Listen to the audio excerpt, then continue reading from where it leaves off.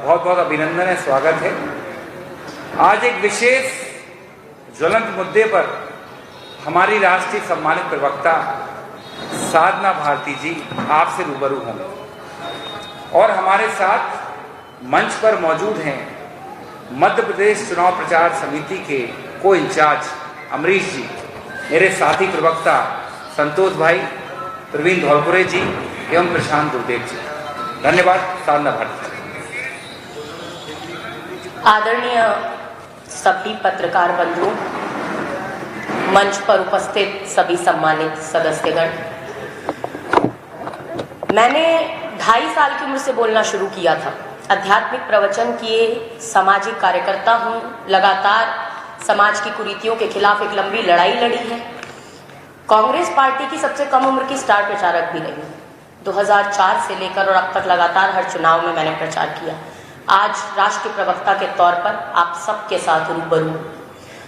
एक लंबा दौर देखा है, कई आंदोलन भी मैंने किए, लेकिन जिस तरीके से ये सरकार बार बार डबल इंजन की दुहाई देती है और जिस तरीके से लोगों के अधिकारों का हनन करती है, जब अधिकारों के लिए लड़ाई लड़ी जाती है तो उन अधिकारों को कुचलने का, उन लोगों को पीटने का, कहीं लाठीचार्ज करके, कहीं पानी की बौछारें करके उन्हें रोकने का प्रयास किया जाता है।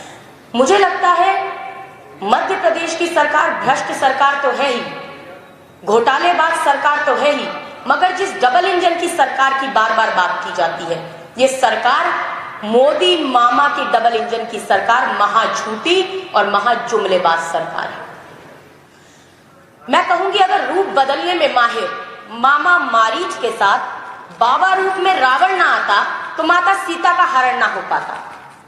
हजारों राक्षसों के बीच भी माता सीता सुरक्षित रही, मगर आज मोदी मामा के डबल इंजन सरकार के राज में सीता माता की बेटियां सुरक्षित नहीं है। आए दिन नहीं कहूंगी, मैं कहूंगी हर रोज एक बलात्कार की घटना हमारे सामने आती है, किसी बेटी से दुष्कर्म की घटना हमारे सामने आती है। बड़ी ही शर्मसार करने वाली बात।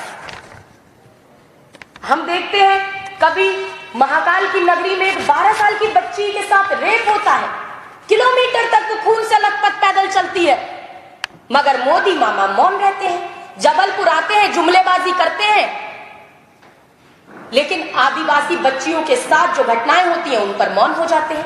बेटियों के साथ जो बर्बरतापूर्ण रवैया होता है उस पर मौन हो जाते हैं।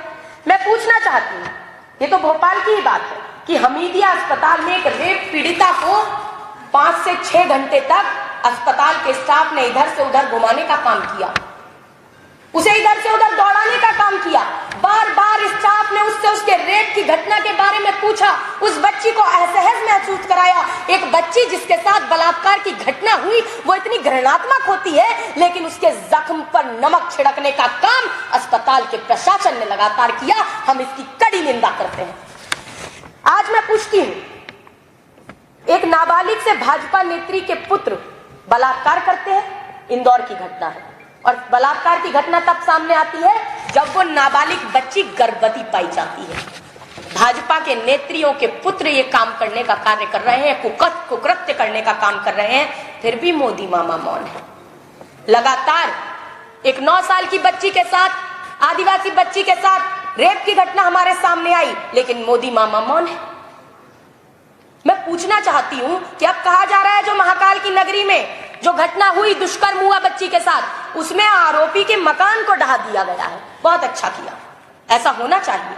लेकिन मैं पूछती हूं कि जिस समय पर मध्य प्रदेश के सागर के बंडा में एक लोधी बच्ची के, एक नाबालिग लोधी बच्ची के साथ बलात्कार किया एक अधेड़ उम्र के उसके पड़ोस के व्यक्ति ने, और वहां बंडा के कांग्रेस के विधायक धरने पर बैठे रहे, मैंने स्वयं 80,000 लोगों की रैली बुलाकर वहां पर धरना प्रदर्शन आंदोलन करने का काम किया, तो उस समय पर हमने कहा कि उस बलात्कार के आरोपी का मकान अवैध है, उस पर फिराइए, उस पर चला दीजिए बुलडोजर, मकान ढहा दीजिए।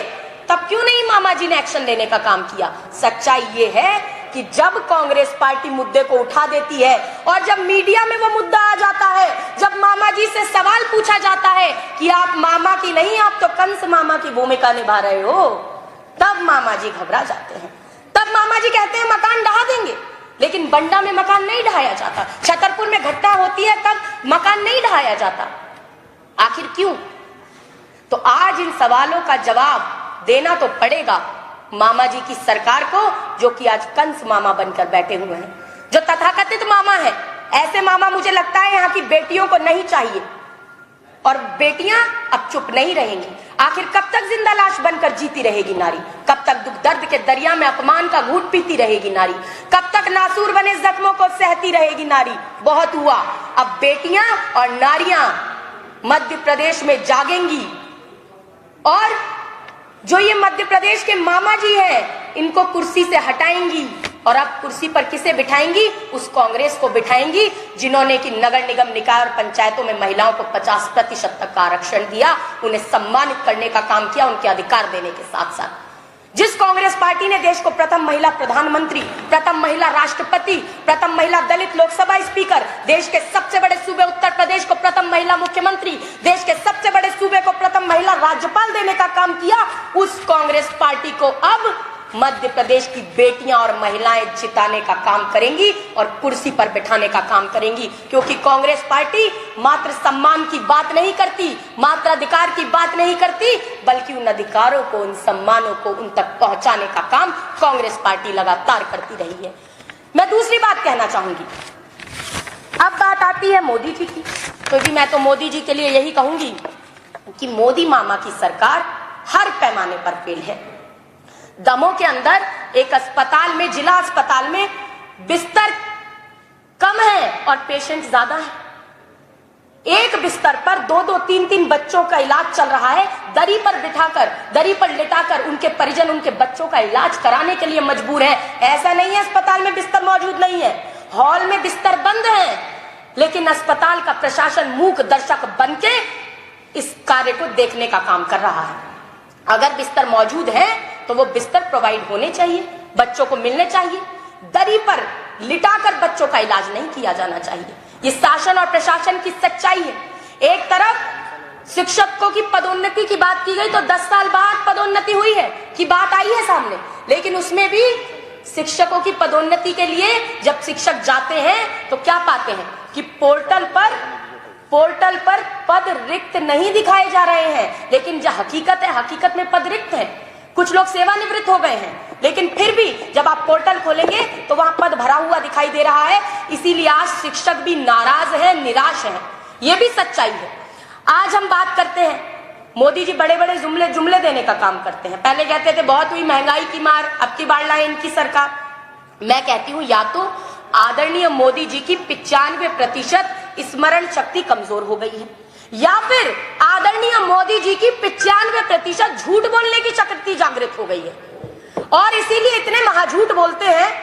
अभी कह रहे थे तेलंगाना में भाषण देते हुए कि मैं जिसके पास भी बैठ जाता हूं भ्रष्टाचारी के, वो भ्रष्टाचारी मेरा ताप बर्दाश्त नहीं कर सकता। वो अलग बात है कि कोई भी व्यक्ति जो उनके बगल में बैठा है उनके महाझूठ और जुमले का ताप तो बर्दाश्त नहीं कर सकता। लगातार मोदी जी झूठ बोलते हैं। इसी भोपाल में कह रहे थे अजीत पवार जी पर निशाना साधते हुए 72,000 करोड़ रुपए का सिंचाई घोटाला किया है और भ्रष्टाचारियों पर कार्रवाई की गारंटी देता हूं। 3 दिन बाद उन्हें अजीत पवार की पीठ को थपथपा रहे थे और अपनी सरकार में शामिल करा रहे थे। ये उनके महाझूठ की पोल खोलने के लिए बात काफी है। मेघालय के अंदर संगमा जी जो मुख्यमंत्री हैं, उनकी सरकार को लगातार भ्रष्ट बताया। पूरे चुनाव में हर रैली में जा जाके भ्रष्ट बताया, महाभ्रष्ट कह दिया, देश की सबसे बड़ी भ्रष्ट सरकार कह दिया। और जब चुनाव संपन्न हुआ तो उसके बाद उसी सरकार के साथ में जाकर गठबंधन करने का काम किया, समर्थन दिया भाजपा ने। और अमित शाह जी भी शपथ ग्रहण में गए थे, मोदी जी भी शपथ ग्रहण में गए थे और तब अपने ही एक विधायक को उसी भ्रष्ट तथाकथित भ्रष्ट सरकार में मंत्री बनाने का काम किया। तो ये महाझूठ की पोल खोलने के लिए काफी है। तो मैं भाजपा वालों को एक सलाह देती हूं कि आदरणीय भाजपा वालों, एक स्मरण शक्ति तेज करने की ब्रह्मी बूटी आती है, तो जरा स्मरण शक्ति तेज करने की ब्रह्मी बूटी घोंट घोंट कर मोदी जी को पिलाओ। और अगर आप सच में महिला और ओबीसी हितैषी हो तो 73 साल के वयोवृद्ध मोदी जी को जरा भाजपा के मार्गदर्शक मंडल में अब शामिल कराओ और एक महिला पिछड़े वर्ग की कद्दावर नेता उमा भारती जी को 2024 के लोकसभा चुनाव में प्रधानमंत्री का दावेदार तो बनाकर दिखाओ। लेकिन भाजपा अपने आप को ओबीसी का हितैषी बताती है, मोदी जी अपने आप को पिछड़े वर्ग का बताते हैं, लेकिन पिछड़े वर्ग के लोकतांत्रिक अधिकारों की लड़ाई नहीं लड़ पाते हैं। मोदी जी जन्मजात ओबीसी नहीं है। मोदी जी गुजरात के मुख्यमंत्री थे, उस समय उन्होंने अपनी अगड़ी जाति को पिछड़े वर्ग की सूची में शामिल कराया। अगर मोदी जी जन्मजात ओबीसी होते तो एक ओबीसी मुख्यमंत्री नीतीश कुमार जी के डीएनए पर प्रश्न नहीं उठाते।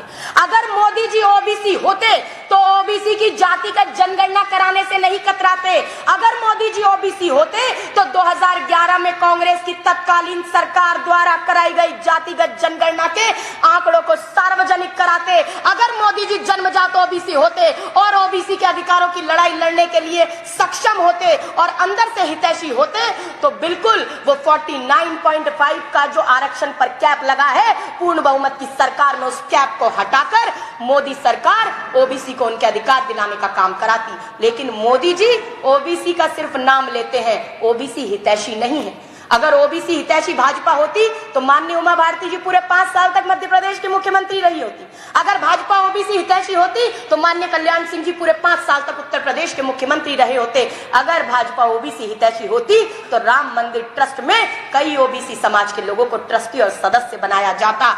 लेकिन उमा भारती जी, विनय कटियार जी, साध्वी रितंबरा जी, कोई भी राम मंदिर के ट्रस्ट में आज मौजूद नहीं है। क्या कारण है?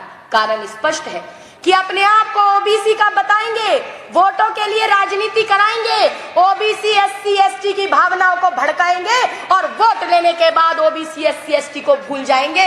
यही भाजपा की रणनीति है। लेकिन मैं एक बार फिर दोहराती हूँ, मैं कांग्रेस की राष्ट्रीय प्रवक्ता तो हूं ही, मैं भारतीय ओबीसी महासभा की राष्ट्रीय संयोजक भी हूँ, मुख्य संयोजक भी हूँ, और उसके नाते कहती हूँ कि अब ओबीसी जागेंगे और ऐसे भाजपा के विभीषणों और जयचंदों को त्यागेंगे। ये विभीषण और जयचंद कौन है? ये वही लोग हैं जो भाजपा में सांसद और विधायक बनकर तो बैठ जाते हैं, मगर ओबीसी की लड़ाई जब लड़नी होती है तब चुप्पी साध जाते हैं। फेविकॉल के जोड़ की तरह मुंह बंद हो जाता है इनका, ये कोई आवाज नहीं उठाते। ना ये महिला आरक्षण में ओबीसी की जिम्मेदारी की आवाज उठाते हैं, ना ओबीसी को न्यायपालिका, कार्यपालिका, विधायिका, मीडिया, निजी क्षेत्र सहित सभी जगहों पर हिस्सेदारी देने की बात उठाते हैं। बात किसने उठाई?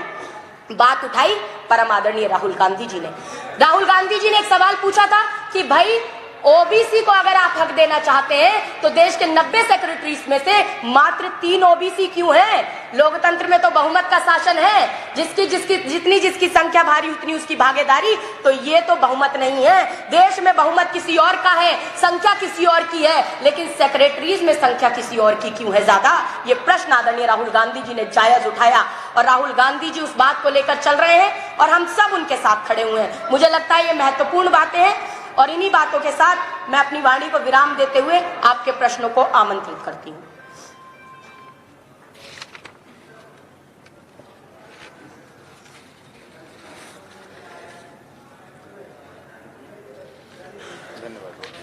किसी का कोई प्रश्न नहीं है? ठीक है, धन्यवाद। चलिए, बहुत बहुत धन्यवाद।